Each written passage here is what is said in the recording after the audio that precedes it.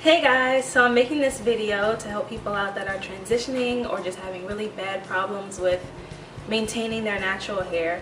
So these are a few of the basic ideas that I live by and that I always tell people when they are having troubles. So the first thing you could be doing wrong, or the first thing that you need to know, is that you need to maintain moisture in your hair and you need to use products that will help you to do that.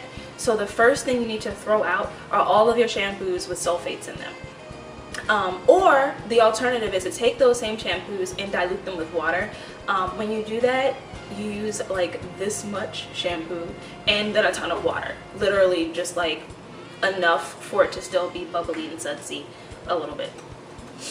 So yeah, just go out and get some nice sulfate-free shampoo and you'll be good to go on that front. The next thing you need to do is make sure you're maintaining your hair in a healthy way. And by that I mean that you are washing it regularly, but when I'm using wash very loosely. What I mean is that you are giving your hair water.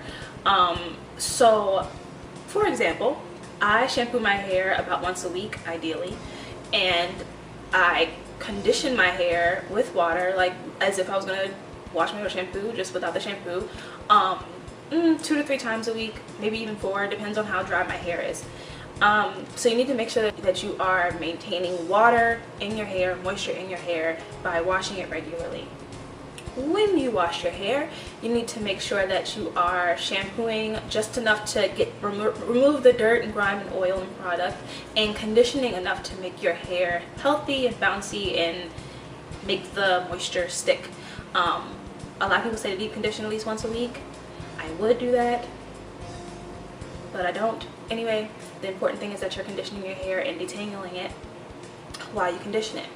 After you condition your hair, which you should, and detangled your hair, which you should have done while you're conditioning your hair, you then want to put in a leave-in conditioner. This is very important, especially if you have curly hair, because if you do not put a leave-in conditioner in your hair, then most likely your curls won't be as intact and they won't be as healthy, and that can lend itself to breakage. After you put a leave-in in your hair, you want to make sure that you top that off with some sort of oil or cream based product, or you can just use oil, or you can just use a hair lotion.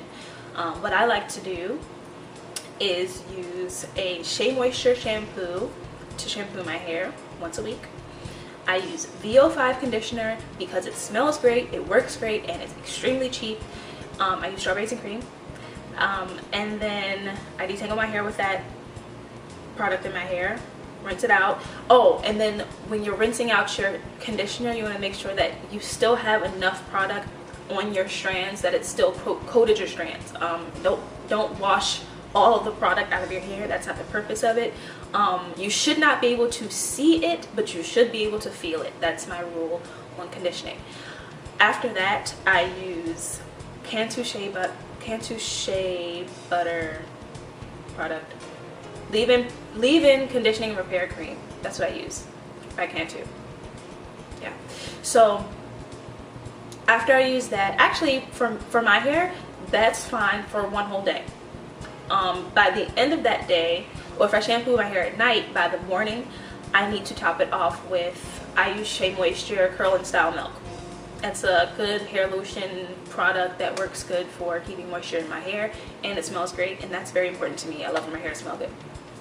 Okay, the next thing you need to know is that while you're detangling your hair, you are doing it in a way that is not going to break off your strands, which means you need to be detangling from tip to root, not root to tip, not halfway to tip, but the ends of your hair up, very lightly and very gently. If you incur some knots, you don't want to yank, you don't want to, pull at them. You want to try and, well, you are going to pull at them, but to coax them out without breaking your strands. This is how you lose hair. This is how your hair doesn't grow. It actually always grows. The trick to hair growth is just simply retaining the hair that you already have. And the trick to doing that most often is either detangling correctly or protective styling, which I'll talk about in a minute. The other thing you may be doing is, a lot of people that are transitioning use a lot of heat in their hair. You cannot use a lot of heat in your hair for a couple of reasons. Number one, it's going to have an effect on your hair, most likely, that loosens the pattern in a very patchy way. For me, my hair is much looser in the front than it is in the back, and if I incur any sort of heat damage, which is bound to happen if you're using a lot of heat in your hair, then the front becomes even more loose, but not so much the back. And so I've got these really very different textures, or I just lose curl altogether, which is what happens to a lot of people. And then when you wear your hair curly again, it does not look good at all. So that's one reason why you want to avoid heat damage. Another reason that you want to avoid heat damage is that it also lends itself to breakage. Like I said, the key to maintaining your hair, if you want to work on making your hair thicker because it's starting to thin out, or if you want to just grow your hair longer, you need to make sure that you're not breaking your hair at the ends. Protective styling. The way that you style your hair in a protective style is you make sure that your ends are covered. You make sure that they are not being pulled on or just out to create knots and tangles and nasty things that you're going to have to deal with later. Some protective styles include braiding, buns, updos. Unfortunately, you won't see me in too many protective styles because I just don't do that very often. But instead of protective styling, I make sure that I wash my hair often enough with conditioner only, cold wash my hair, so that I don't have too many tangles and knots and things. And when I don't wash my hair enough, then you can definitely tell, because I definitely have a lot of knotting and tangles, and it's just a hot mess, and it looks like a hot mess, and there's not enough motion, there's not enough bounce, and there's not enough life. So you have to be careful with that. So yeah, protective styling is pretty important if you want to maintain your ends and grow your hair longer. My last two pieces of advice are, one, to switch up your hairstyles to meet the needs of your hair. Actually, everything you do with your hair has to meet the needs of the health of your hair. So if you notice that your hair is extremely dry, you need to change things and make sure that your first priority when it comes to your hair is maintaining moisture. If you notice that your hair is breaking off a lot, you have a lot of breakage, you may need to trim. It's so important to trim your hair when it's natural. You may need to address other things that are moisture related or that are styling related to make sure that you're not pulling at them too much. Same thing for your edges. You don't want to pull at those too much either, because you will lose them.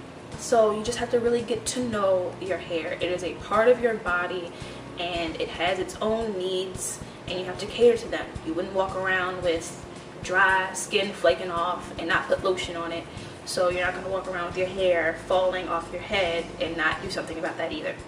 So my last suggestion is to make sure that you are getting to know your hair the way that it is, the way it grows out of your head. You're not trying to emulate someone else's look. Your hair is probably not going to look like my hair, because all of our hair is different. So even if your hair is curly like mine, it may have different traits, it may need different things, and you need to pay attention to that and to accept that and to embrace that. And the more you embrace it, the more other people will embrace it. And that really is kind of the trick to the whole shindig, is embrace whatever your hair is doing. If your hair is super frizzy but you like it and you wear it well and you walk around with confidence, no one's really gonna notice. Everyone's just gonna see this really confident person and think that their hair looks great. To be honest, that's just kind of how it works. So yeah, I hope that was helpful, and I'll see you guys later.